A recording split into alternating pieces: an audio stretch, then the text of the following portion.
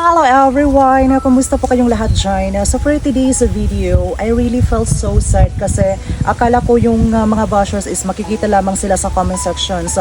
Pero ngayon, nagme-message na po talaga sila guys sa akin. And ito po yung sabi nung isa, "Hoy bakla, hindi bagay sa'yo yung pasayaw-sayaw mo sa reels. Wala ka namang kwenta. Kung ako sa'yo, tumigil ka na."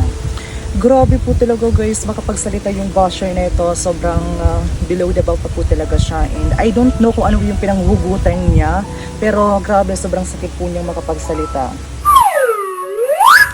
Jolly morning, ma'am and sir. Welcome to Jollibee. Can I take your order please?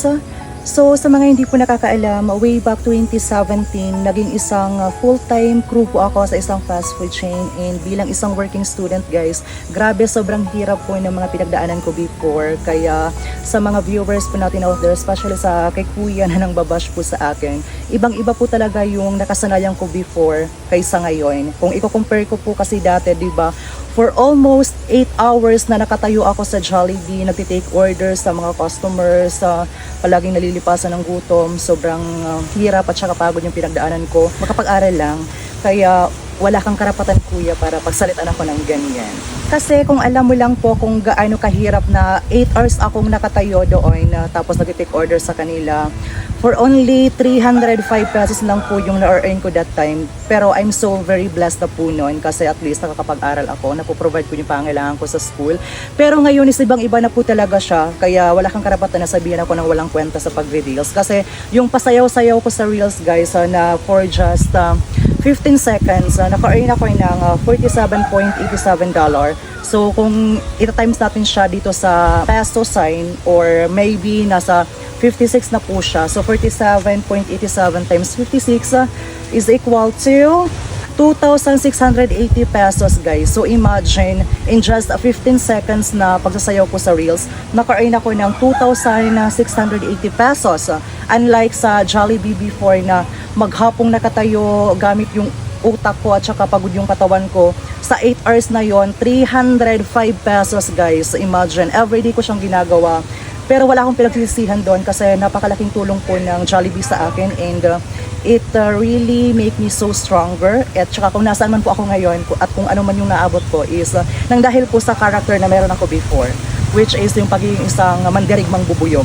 Kaya kuya, I do hope na sana before tayong mag-comment or mag-message po talaga siya sa akin, we should always choose to be kind and isipin natin yung sasabihin natin sa iba kasi hindi mo alam kung ano yung mga pinagdadaanan nila, hindi mo alam kung ano yung struggles na pinagdaanan nila before. And this video was made actually hindi lamang po sa iyo kuya, but this video is para doon sa mga taong nagre-reels na din, nagsisimula pa lamang na wag silang ma-encourage or ma-discourage at saka wag silang mapanghinaan ng loob kasi di ba, if maka-earn kayo guys, napakalaking tulong na po yun sa family niyo at sa sarili niyo yung pag-reels. Kaya wag niyo siyang susukuin and always choose to be happy lang kasi yung pag-reels is super nakakagaan po siya sa pakiramdam at saka yan din po yung isa sa mga stress relievers po ng iba. Kaya kuya, I do pray for you na sana hindi gawin din ito sa iyo ng ibang tao, di ba? Kasi sobrang hirap po na maka-experience ng ganyang klaseng mga words from you pa talaga.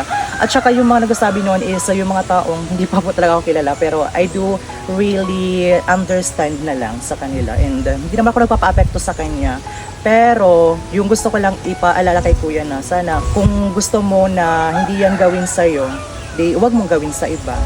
Kaya sa lahat ng mga viewers po natin out there, especially sa lahat ng mga supporters out there, thank you very much. And napakalaking tulong po sa akin yung mga napagdaanan ko before kasi yung pagiging isang fast food crew is yun po yung isa sa mga naging way ko para makapagtapos po ako ng pag-aaral. And sa lahat ng mga nag-aaral din po dyan, walang imposible, di ba? Kasi kapag gusto may paraan at saka kapag ayaw may dahilan. Napakaraming mga bagay na pwede mong gawin makapag-aral ka lang. Pwede kang maging working student, pwede kang lahat kung anong gusto mo kasi pag gustong-gusto mo talaga yung isang bagay, for sure na makukuha mo po talaga siya kapag pinaghihirapan mo, kapag nagtitiis ka at saka nagkasakripisyo ka sa isang bagay. And napakasarap lang po talaga sa pakiramdam na nakagraduate ka ng college dahil po sa sipag at syaga mo at saka wala kang inaasahan na iba kundi yung sarili mo lang, sariling sikap at saka yung pananalig mo sa Panginoon, di ba, na alam mo na at the end of the day makakaya mo kasi pinaghihirapan mo po talaga.